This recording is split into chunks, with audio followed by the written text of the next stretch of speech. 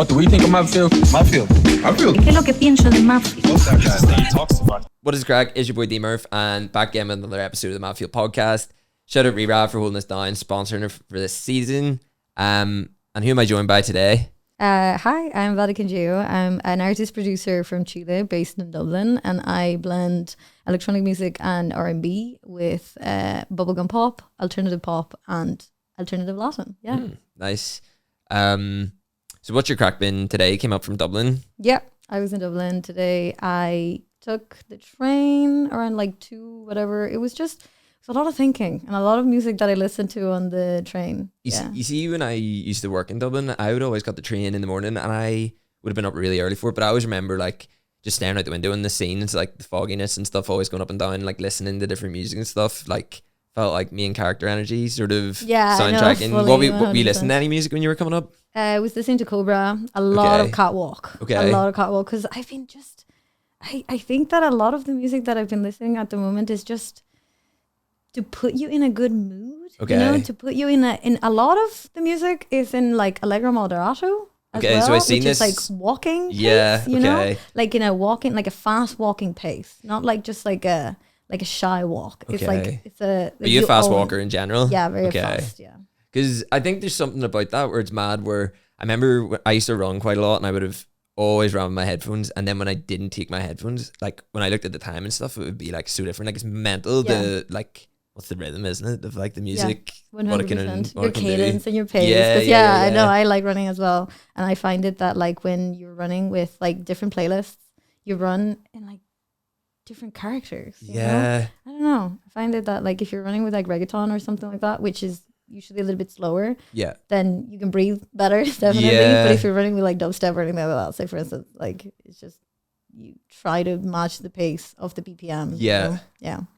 I know. I've been listening to like, well, even just in terms of the sounds and stuff, like I've been listening to loads of like Boldy James, and he's just rapping about stuff I have never and will never experience, just like slinging dope and stuff like that. And but I feel like I'm in that zone when I'm like walking around listening to it. But it's like it's mad that it can put you in these different worlds and stuff. But you said you're listening to Cobra. What I think I've seen it. It's like electronic pop kind of Catwalk. Okay, Catwalk. Yeah, That's okay. That's the new word. Okay. For us today. And like Catwalk, Shy Girl, Cobra. Okay. FK Twigs. Yeah. Especially the new stuff. Okay. It's just for the girls to get ready before the club, you know, Yeah. and to be in the club.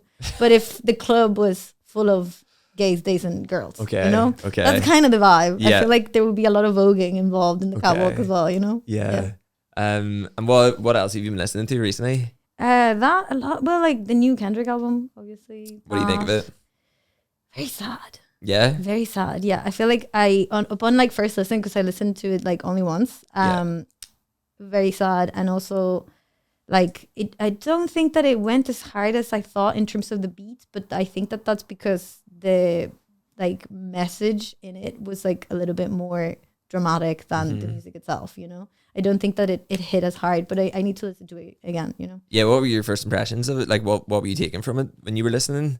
I think it went in one ear and out the other. Oh, okay. I'm the kind of person that the lyrics I don't pick up on them straight away. Like it's always the beats and stuff I'm gravitated towards, and I have to listen to something multiple times before I can actually remember half the fucking lyrics, to be honest. Yeah. No, I find that also, especially because like I don't understand everybody's accent like immediately, like straight at the bat. I need like a few minutes when I meet someone like in for the first time, for instance. Like I need like 15 minutes or 20 minutes to get used to their accent if it's not very, very... Is this just in English, you mean? Yeah, okay. In English. Because in Spanish, it's not like that at all. I can understand like mostly everything. But when it comes to like English, if it's not like very, very clear diction, it takes me a little bit of time. And when people are rapping and stuff, I find it like quite difficult. That's why I don't gravitate towards it as much. And like if it's in a different language and it's rap, I never really listen to it.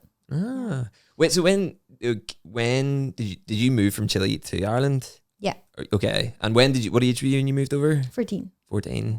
So it's not actually that long. Well, it is long actually. It's 10 years ago. Yeah. It's 10 years ago. But I feel like it just never goes away. I feel like the mother tongue, the phonemes that you learn when you're growing up, like kind of stick to the way that you understand the way that you understand like your environment in a way that it's like much easier for your mother tongue. Okay. And then when anything else that you learn, it's a little bit more difficult when you haven't been like familiarized with the accent for that long. So what about like a Dublin rapper? What is that like? How does that sound to you? Fine, because I've been like in Dublin for so long. Yeah. Yeah. And what were you what musically and stuff? What were you doing when you were in Chile? Were you brought up in a musical household? I know you talked to me about doing classical and stuff for a bit before. Yeah, so when I was in Chile, I was in a conservatory of music. Mm-hmm. So I was doing classical music for the age of 3, from the age of ages of 3, 4, and then I stopped for a while, and then I was doing classical music again from when I was 8 until I was 14. So that's what does music look like at 3 or 4? What does it look like performing music at that age? Like what are you doing? When you're like 3 or 4, you just want to hide under the piano and like make puzzles and like. But you actually I didn't even think like 3 is so young to be learning an instrument. But I suppose your brain's so malleable and stuff that you can pick it up really quickly. Yeah. But I feel like one of the reasons why I don't mind reading music from from sheet music is because I was reading music when I was 3. Crazy. So like it doesn't matter to me as much. It's not like, because a lot of times when you like learn music and you learn theory after, reading the music is the most awkward thing. Okay. And it's like the thing that people don't like as much. And it's like a common joke for like jazz musicians that like if you give a guitarist like sheet music, they will freak out. Yeah. If you take it away from a piano player, they'll freak out. Okay. So piano, for instance, is like it's a place where you feel very comfortable with reading music because you're having to read music all the time. Yeah. And why were your parents just very fond of music? Yeah. Okay. They were very fond of music. My dad was in a conservatory as well. He did guitar and he was in a choir as well, in a classical like choir. For people that don't know what a conservatory is, myself included, what put into words what that is? So conservatory is a college for music. So it's an academy or like a space where you can read and learn. You can just learn music in a way that has been taught to people for like centuries. So it's the same with ballet, and it's the same with like any orchestral like instrument, or with most instruments. If you can like learn it through a classical training, then you would be going to a conservatory. Okay. So what sort of music is it? Is it music native to Chile that you were learning, or is it just a range of stuff? No, not at all. Not at all. Some of the contemporary pieces would have been by people that were born in Chile and people that were like Latin American artists, but most of the pieces would have been from people that were very influential in like the 4 periods of music that you learn in a conservatory. So it's like Baroque would have been Bach, and classical would have been Mozart and Beethoven. For romantic, you would have had like Tchaikovsky and like Debussy, and for contemporary, you would have had somebody like the people that I was telling you from South America. Yeah. Okay, sick. And did you enjoy doing that from such a young age? Because like my dad had to learn a couple of instruments when he was really young, but he pretty much hated it until he got to a certain age, I'm pretty sure. What was that like for you? I feel like for a while you don't like it because you don't have a habit of like training for your music every single day. But after you acquire a certain amount of dexterity, so like the ability to like actually play the track or piece, which if my teacher was here, she would be mad at me for saying track, but once you acquire the dexterity in order to play the music, then you become really competitive. Okay. So you want to play as much as possible in order to like say that you can play that track and say that you can like play in front of your other classmates, like to move forward is something that we compete amongst each other, because that's kind of what the classical trainer does to you. Okay. Yeah. Just because I've seen, like, it's obviously not classical, but I've seen stuff like the movie Whiplash, and it's all the drummers, like it's kind of that kind of vibe. Yeah, a little bit unhinged, is it? So I remember when I had a theory test. Okay. One of the tutors, because every single time you have an exam, your name is printed out and it's put on the wall, and you have the times at which everybody's going to have their exam and the names. So basically, whatever slot you get would be very lucky or very unlucky. So if you get right before lunch, they're going to hate you. If you make a mistake, they're not going to give you another chance. If you're really early in the morning or right after lunch, there might be they might have a little bit more room for you. If like you don't play something right or whatever, you might be allowed to go back in again, you know. But I remember for the theory exams, we had to read music as if you were a conductor in an orchestra. So basically you get given a piece that you have in your repertoire that you need to like learn, and also a piece that you've never seen before. And then that's kind of like aside from the like written exam. This is kind of like the oral exam. So what you have to do is read the music in pitch and within the rhythm that is like, you know, written out, and you have to conduct to the time signature that is, you know, like specified. Yeah. And we have 4 tutors or 5 tutors in front of us that are like watching every single note within like the music, and they are reading as well to see if we make a mistake, and that are like reading our body language, reading like whether we're conducting properly, if we're like giving like the accentuation to like the certain points that I marked in the music and stuff. And I remember there was this Russian violin tutor in the group of tutors that were like marking the exam. And I remember just people coming, because you have to like queue in the waiting room to go in when like your name is like called outside. Then you go in. But I remember like people coming out crying, Jesus Christ, from the room, and I was just like waiting there for like our turn, just like okay, it's me in like 15 minutes. Do you think that's like unhealthy way to learn music, or 100%? Yeah. Oh, we don't like that. Yeah. We don't like that. We I mean, I wouldn't say I resent it, because obviously you learn something from every experience that you have in your life, but like that's just not good for the soul. No, it's not good for the soul, and it's not good for children as well to be like held up to like such like high standard, and like to make them feel like they failed someone or themselves when they don't achieve a level, especially when it's like music, which is something to be enjoyed. Exactly. Do you think it affected how you experienced music, or did you have to unlearn any of that? Absolutely. I think that for a long time I was just like trying to make music that was so very complex in order for me to feel like I was fulfilling a standard that I was setting for myself, you know. And I think that like I've kind of managed to work around it and to take all of the benefits from classical training and like apply them to my music now. And I think that I'm like way more happy with where I am now, because I'm not being as harsh on myself and harsh on others, you know. Was there any music that you listened to? Because I'm assuming you were mostly listening to classical music when you were younger 100%. Then. Like I missed so much of the world. You just weren't listening to other stuff then? Yeah, I missed like My Chemical Romance. I had no idea that it existed until I like moved here. And like any sort of like, you know, when people have like an emo face or whatever. Yeah, like, yeah. Any of that. Did you have like all your phases at once then?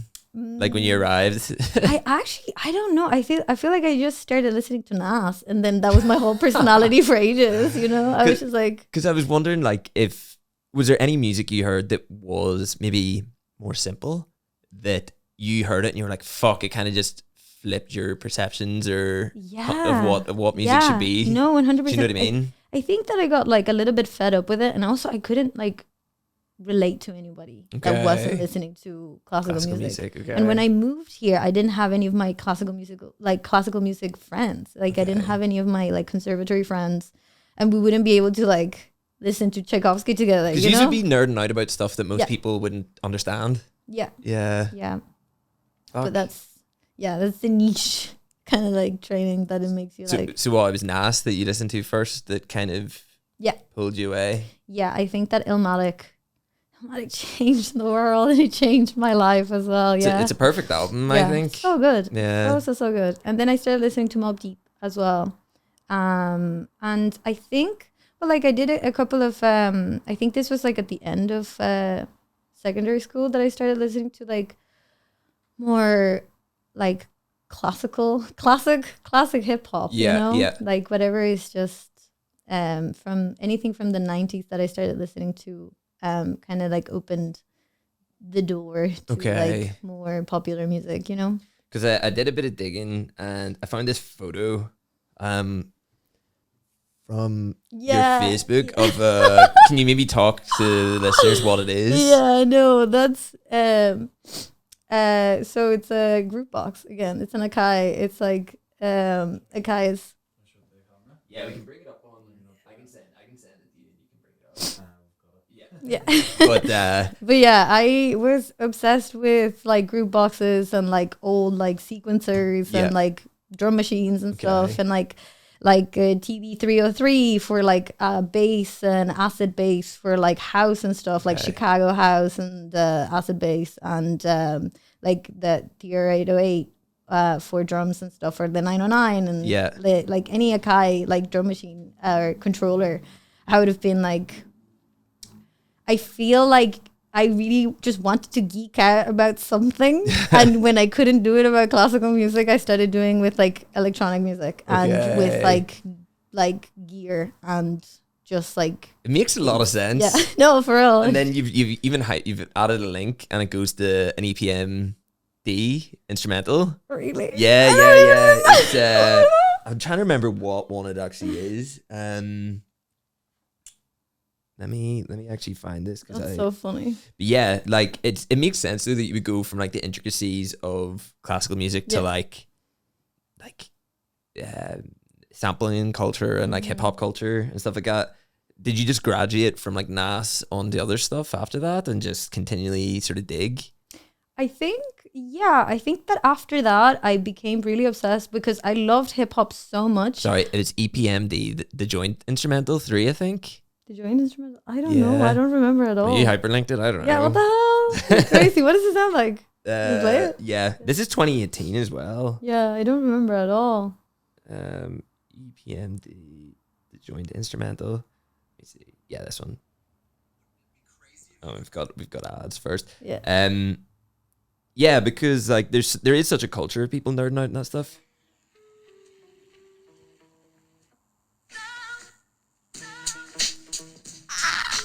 Oh my god! This? Yeah, I know 100%. The amount, like, because I made, I think, a project in college about finding samples that were resampled and resampled and resampled and resampled, and like I like based a lot of projects that I did in college with like resampling and repurposing of like music that already existed and stuff. And I loved finding like the original samples for something and knowing like kind of like where they had gone afterwards, and like say like soul songs that were like resampled like 40, 100 times or whatever, you know, and like what albums were like extremely like influential with that sample. And like if you hear, say for instance, like the like kind of like joke that goes around with like music people that is like, if you hear this sample, what song do you think of first?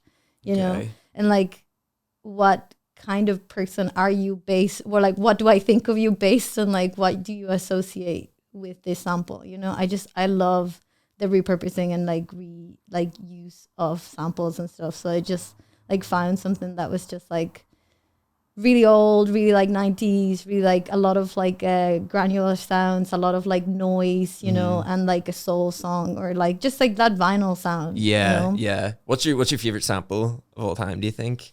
Oh, I forgot all the samples that I have ever heard. I don't know. I don't know if I can answer that question right now. We'll come back to it. We'll have a think and we'll come back to it. So are you using samples in your music a lot? I am using samples in my music. I think that I'm using them in a way that my old self wouldn't have thought that was like classic enough. You know, I think that now we've kind of like we broke through a lot of prejudice that we had about ourselves and stuff. So I think that the sampling that I have at the moment is very absurd, and I would describe it every single time like that. Every single time I find a sample, I try for it to be from the like everyday life and like the outside world that is not really relating to music as much, that is like more relating to like street sounds or like things breaking, people screaming, like animals and like cars or whatever, you know, to like repurpose them and like use them in a way that would sound kind of bizarre to people, you know? Why? But because I think that the way that we interpret music sometimes can be a little bit too serious. Okay. And I want to bring a little bit of like, I don't know, of like, I want to like lift the spirit a little bit with like absurdity. I think that no matter how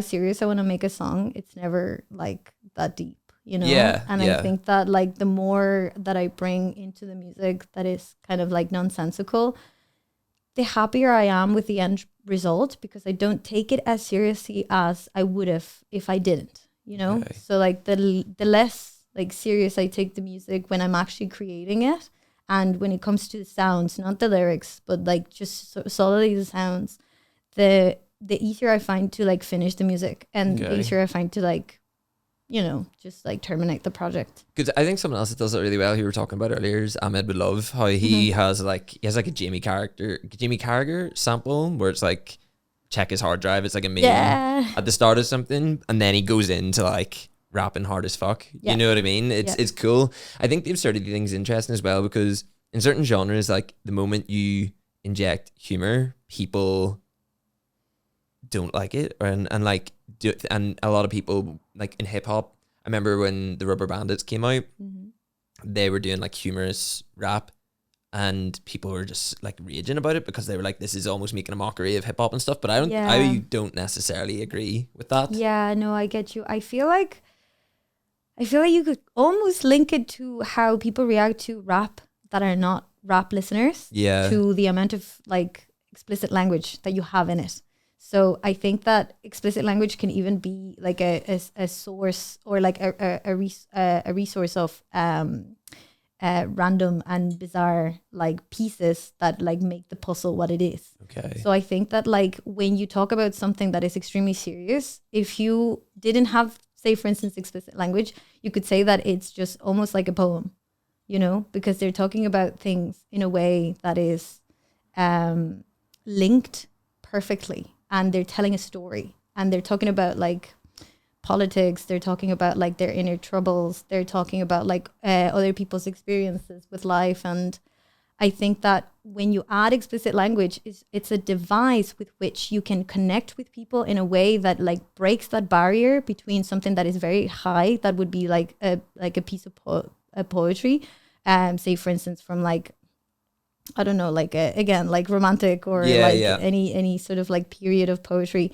where you like make it accessible to people to understand, and you break that barrier. So like in order to like break that barrier with music that could have been a specific product, you can add devices, I think, that make it more like accessible for people, you know? Yeah, that's true. Yeah. Something I was thinking about as well is just like how your different interests and stuff converge in an interesting way, where you're talking about samples and stuff there, and how that sort of came off the back of being into classical music. I seen you were also throwing like tattoo and metal event and stuff as well. Am I right in that? Like what are some of the other influences that sort of converge into what you're doing? Well, tattooing is a really big one. Tattooing has always like had a huge part of my like heart, and I've always loved tattooing. I always wanted to know more about the art of tattooing. I always wanted to like know how to tattoo.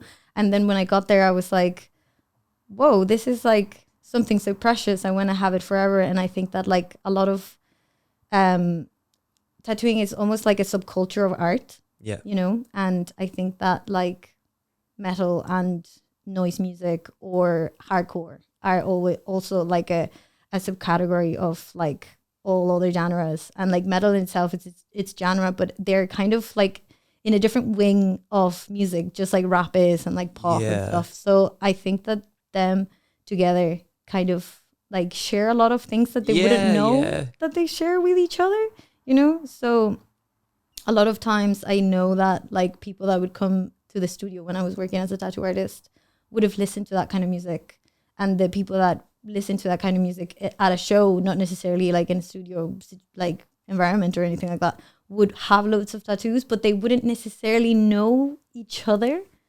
enough, you know? They wouldn't necessarily know each other like as much as I would have like thought that they would, you know? It's like the people that go to get tattooed listen to metal, but they are not tattoo artists. You know, tattoo artists also listen to metal, but like heavy metal, like diehard fans are not necessarily like into tattooing or anything like that, and they are always kind of like scared of each other. Really? I feel like tattooing can be like a lot for some people, and it can be like very intimidating to like even just like get a quote. You know, for like some people, they find it like really scary to go into the shop and ask for something, because I feel like I might talk a little bit of shit about tattooing, but yeah, dude. I think that a lot of times tattooers think that the rest of the world is interested enough to know a lot of the things that happen in a tattoo shop, and like what you should ask for, why you should ask for it, how you should ask for it and stuff, and they get offended when people don't, you know. So, and that's like one of the reasons why I left tattooing. Yes, because I feel like the egos that I have to deal with in music are actually a little bit smaller than the egos that you have to deal with in tattooing. Yes, because tattooing is art, you know. It's like painting would be, illustration would be, and a lot of people that were doing that kind of stuff before go into tattooing as well after, or if they're interested in tattooing, they go into that. So I find that like the way that I understand the world has always been through music, and it's like obviously like I started playing music when I was 3, as I was saying, but I kind of like relate a little bit better to people that are doing music and the way that they express their interests and what they like and what they don't like, their egos and stuff, more than I would have with, you know, painting or illustration or anything like that. It's interesting though, because I would have assumed like classical music and tattooing almost feels kind of opposed to each other. 100%. Yeah. No, I think that was like a rebellious move. Yeah, fully. Because I, like even now with my nails, I feel like this is a rebellious move, because my piano teacher would have never let me like have long nails, or like even like slightly long nails that were like in any color that wasn't like completely like nude, or like just like the color of like your nail already. And they had to be like done perfectly every time, because if she had seen your nails and they weren't like done properly, or like you just anything on them, you would have been criticized, you know. So I feel like now having long nails is just because I couldn't have them when I was a kid. And are your family into tattooing and stuff? How do they see? Yeah, I was gonna say, what's the vibe there? They're not into tattooing, unfortunately. They like some tattoos that I have, because they're like the application is very good, you know. Like I had tattoos before that I got covered up that the application wasn't good, and I think that there's I feel like the main reason why tattooing is the way that it is when it comes to like saying people don't understand tattooing properly, or like people are not tattooing in the right way, is because the application of a tattoo can actually in fact be right or wrong. Okay. You know, like if you blow out somebody's skin and you create like a blister, or you like create the ink going into the hypodermis as opposed to the like dermis, then you are applying it incorrectly. If that's part of the style, which I haven't seen yet, so maybe that will like be a style in the future where actually people want to get blown out tattoos that don't have like lines that are sharp. Because like a tattoo, you should have a line that looks sharp, you know? Yeah. And you should have a line that looks whatever color you chose, and that doesn't have like something that's like spilling out of it, you know? But the reason why, when you have that, I think that's the reason why tattooers can have a little bit more room to be the way they are, I guess, because you can't apply music wrong, you know? You can't have like a wrong application of music. You can have whatever you want. What are some of the maddest requests you got when you were a tattoo artist? Or did you have a certain style and people just had to work within that? Or did you get any mad requests that were just... I think that more than the mad requests, I got like mad clients that were like FaceTiming while they were like getting tattooed or whatever. Really? Or like they had this guy that was like, I'm going viral on Twitter, like to his friends, like on FaceTime, like, and like he was like, I remember he was like on call with RTE as well. Whilst he was getting the tattoo. While he was getting the tattoo, because he was like meant to graffiti like a whole wall for like government or something like that, because he like won something or whatever, and he was just like on calls, and he like got there and he was just like, I'm so sorry I didn't shower, I was on the session yesterday. I was like, okay, right, that's okay, wash your ass before you go try to get tattooed, please. Please wash your ass. But he was there and he was doing all that stuff. I had somebody else that was like again on FaceTime with his friends, this like FaceTime like maybe like 4 people saying I'm getting tied, and he was just like moving loads and stuff or whatever. People that go to the appointment still high. Yeah, still high with like, I remember there was one person that showed up with a mask when we didn't wear masks anymore because there was like particles falling from their nose. Yeah. I don't know. Yeah. Miles away from classical music and playing piano, like. I'm sorry. Yeah. Mad.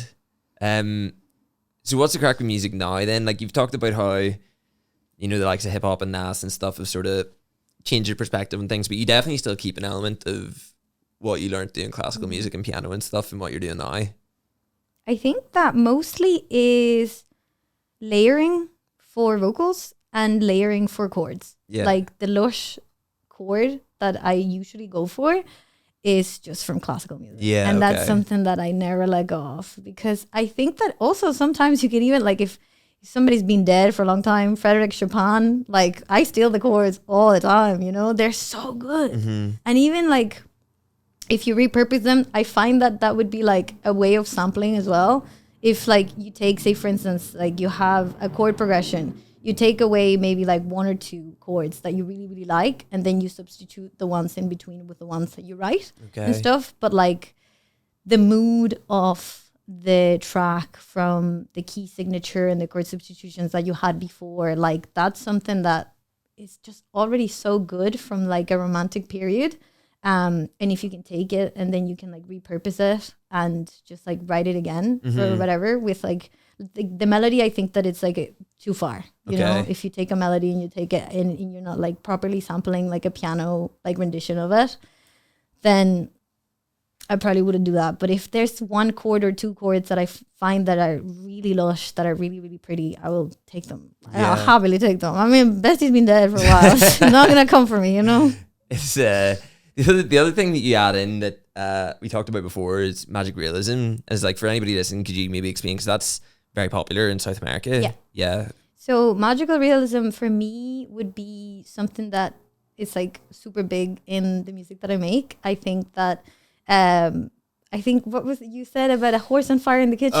Yeah, I read a book that was called like Water for Chocolate, como agua para chocolate, and it was about everything was normal in the book. Like, for the most part, everything is normal apart from these just like random absurd moments that just kind of make you question what's going on, but are not so far out of reality that you know that it makes you. I don't know, I'm explaining it really badly, but we did it at A level in school when I was learning Spanish, and there's just like there was like food would like sing and stuff like that. I don't know what's your understanding of what it is, because I'm not doing a very good job here. I feel like just taking, say for instance, you have your subject, right? It's like narrating the story or whatever point of view you have the story from. You see something within what's like, you identify something in your plane of vision that is there that should not be there. And that does not mean that that thing is there, but it means that something within the narrator is happening. Yeah, okay. You know, so like the horse on fire in the kitchen does not mean it's representing exactly something within them. Yeah, exactly. Because I think this story was basically about like the youngest daughter wasn't allowed to marry in Mexican families or something like that, and she was made to be in the kitchen and be cooking, and when the food was singing or doing certain things, that was kind of like representative of her like yearning for something. But it's super popular, that genre of literature in South America. But is that pervasive in like lots of other things like music and stuff as well?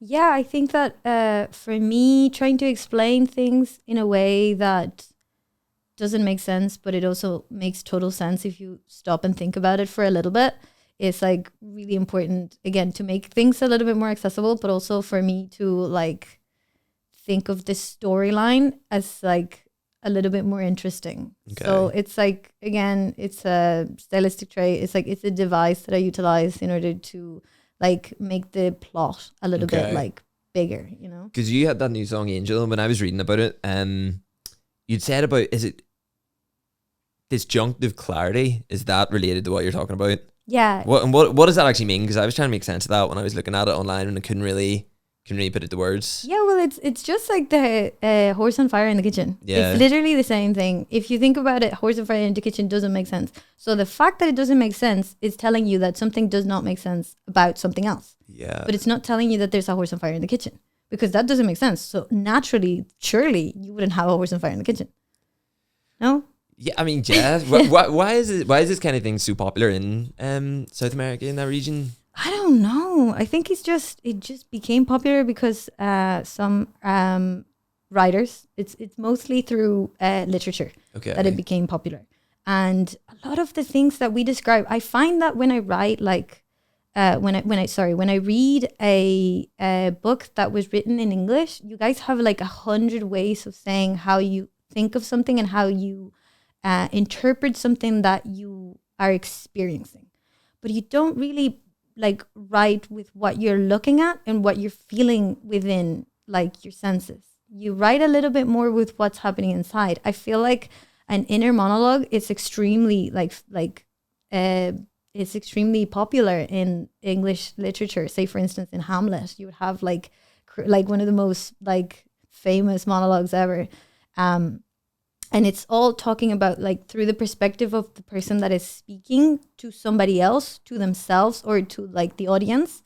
But like in South America, we have a lot more that has to do with what's happening within like other people describing things to us in a way that we would understand. So say for instance, if I'm telling you about a park, I need to like make you feel like you're in that park. Okay. You know? Okay. So I need to make you like see the trees. I need to like hear the breeze. So rather than you know? I did this happened, we did this, you're saying like this is what this is what was going on around me when that happened. But I do find that like I do find that say for instance like Sylvia Plath will like gravitate a little bit more towards that, and like obviously like a lot of poetry would have those devices way more than in literature, but like in that narrative or like novels and stuff. But I find that in English you talk about like you have so many more adjectives, for instance, for like thinking of what happened to you and like how you perceive what happened to you that somebody said to you or whatever.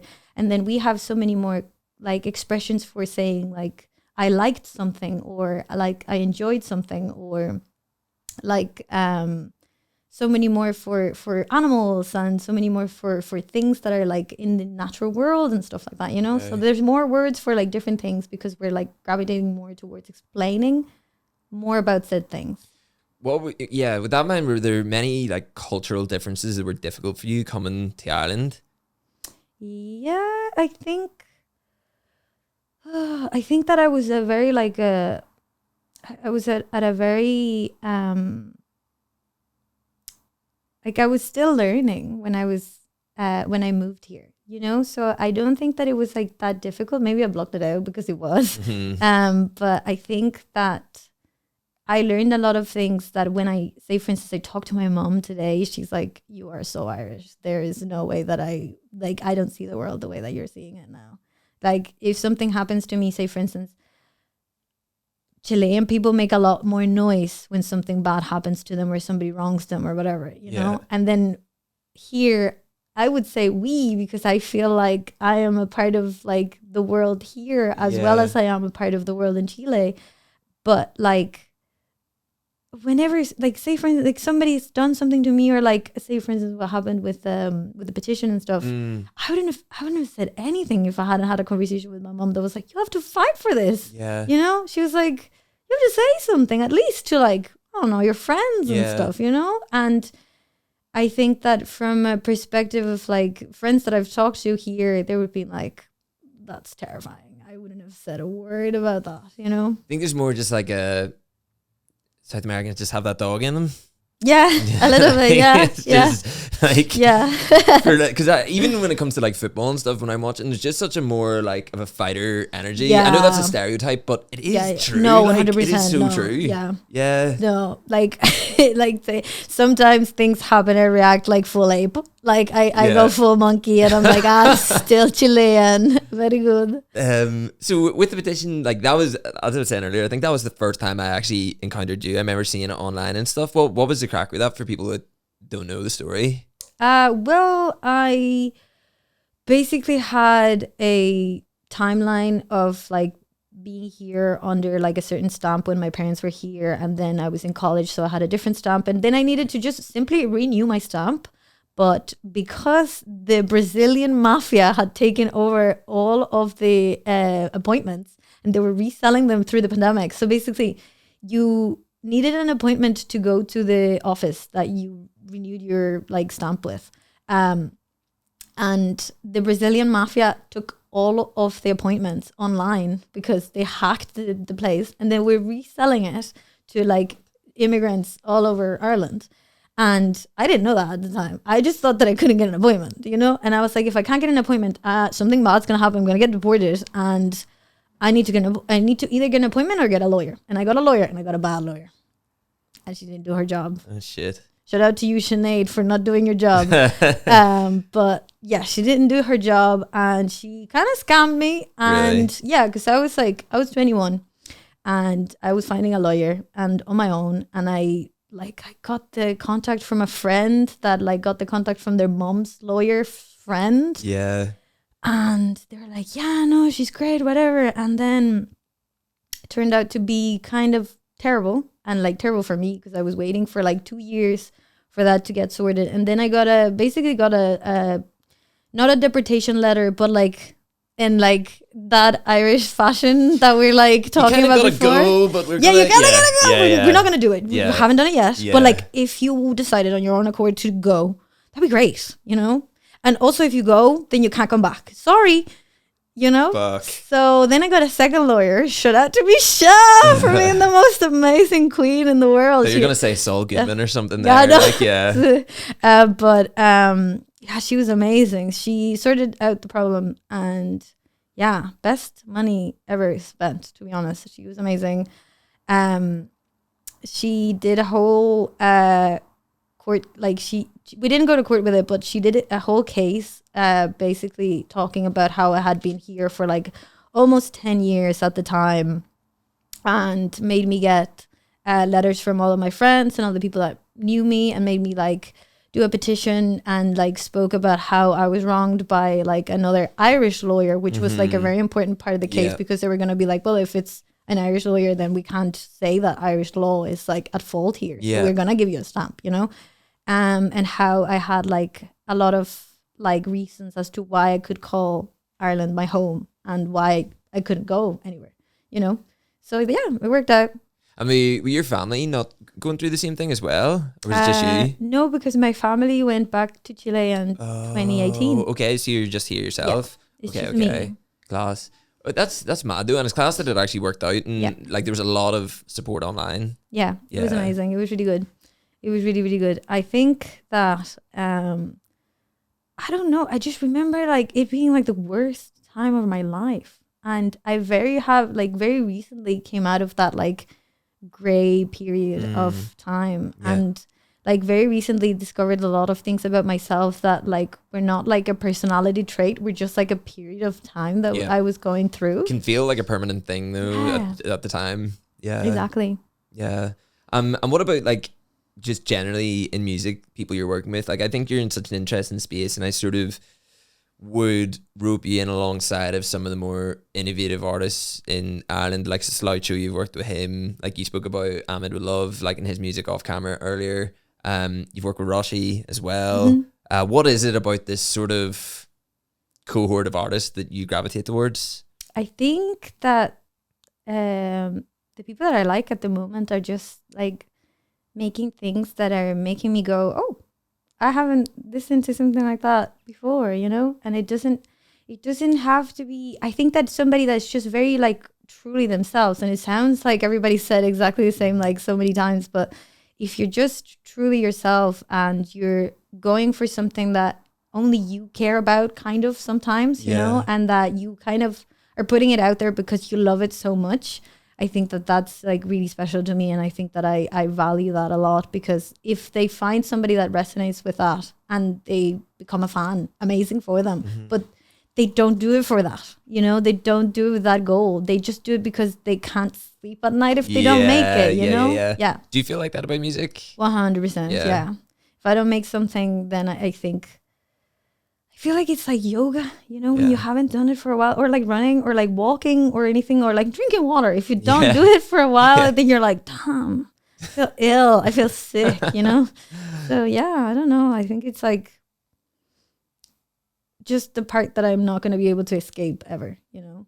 I think that sometimes it can be scary to be so tied to something and to the like acting on something that you're interested in, because like if you don't make music, and say for instance I have a terrible fear of going deaf, you know, because if I don't make music, if I can't hear the music, you know, what am I gonna do? But yeah, what is that feeling like? How would you describe it when you have that sort of insatiable desire to make music? Is that what it feels like, or is it just an impulse? Or I think more it's just like it's my favorite thing to pass the time with. Okay, you know, yeah, it's like if I need to do something and like I have time to do something, then I would rather it be music than anything else.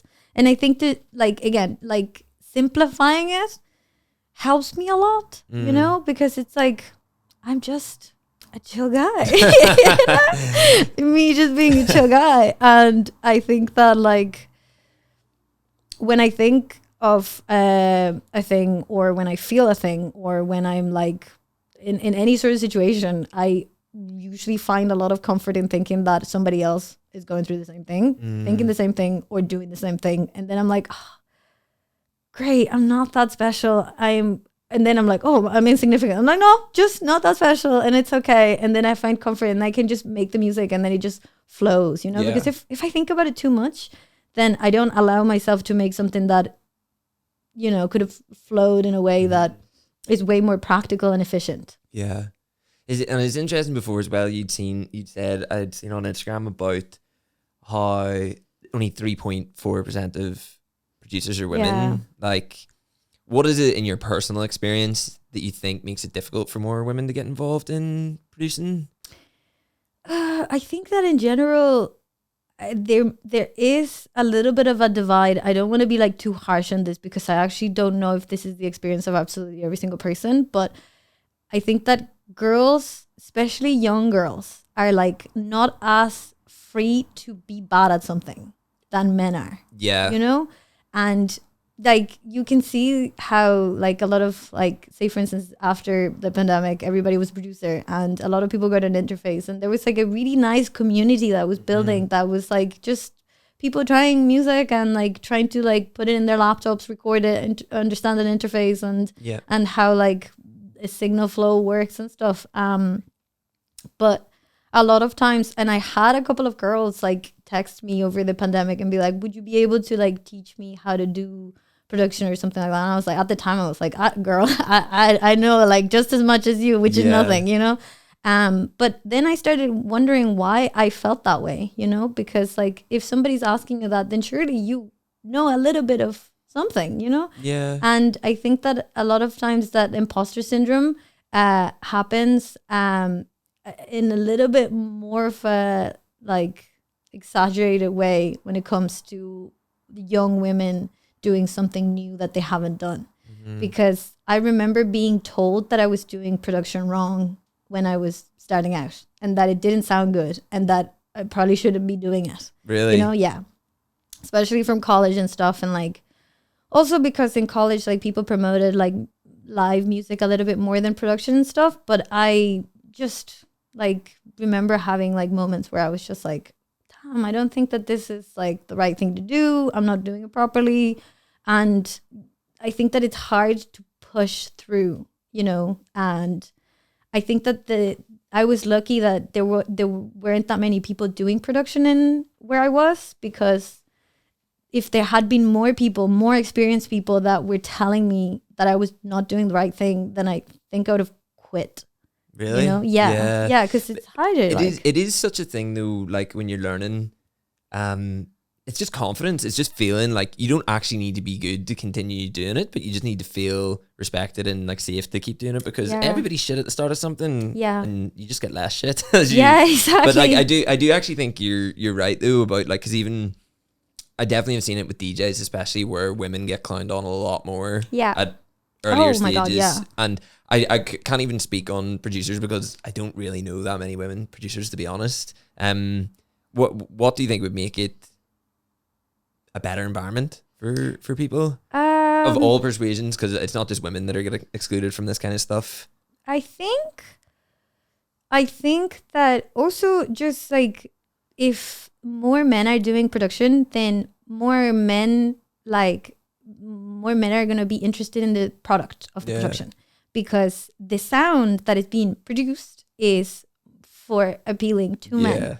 So the beats are going to be like really hard and they're going to be really good and stuff. But I think that softness and like that, like kind of like the divine feminine that like music kind of has sometimes when you add, say for instance, like what is stereotypically associated with women, that is vocals, has a different effect in the listener, and therefore the people that are interested in like going for production. So if there's more music that is produced that sounds like softer, that sounds ethereal, that sounds heavenly, that sounds like something that a girl would want to put on, I think that more girls would be interested in actually doing it, you know, because it'd be like, oh, I like that, I kind of want to put that on, I want to like get ready while I listen to that, you know, like that's the whole like thing that I feel like resonates with me when I listen to music. I like love putting on Catwalk when I do my makeup before I hit the club, you know. I love it. It's one of my favorite things. And then I'm like, oh, I should make a song like that for another girl to like hit the club, you know.